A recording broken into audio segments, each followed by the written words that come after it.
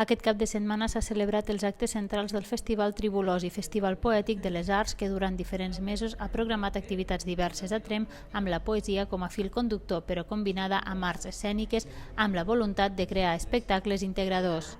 El Tribulosi s'ha anat realitzant durant diferents mesos. La part més central ha estat concentrada aquest primer cap de setmana del mes de juny. Ha tingut una molt bona acceptació i per part del públic amb participació en tots els actes.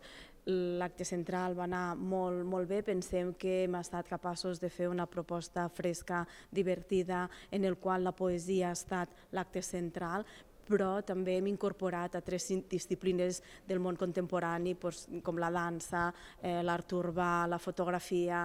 Hi ha coses que encara es poden gaudir, com l'exposició de fotografia que tenim al passeig, i de fet per cloure el festival només ens queda una activitat i aquesta es realitzarà el 13 de juliol als carrers del Raval de Tremp. Els diferents actes han comptat amb una gran assistència de públic i s'ha pogut gaudir d'activitats tan diverses com la interpretació de poemes de Jacint Verdaguer, l'espectacle de circ i dansa Migrare, el mural d'art urbà de Gustavo Tulandre a partir del poema Podries de Joana Raspall i un concert vermut de glossa.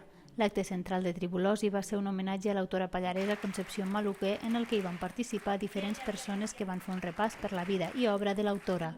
L'espai cultural La Lira va acollir 200 persones que van voler participar d'aquesta proposta. Aquesta ha estat la primera edició del festival, que es preveu poder continuar en els propers anys.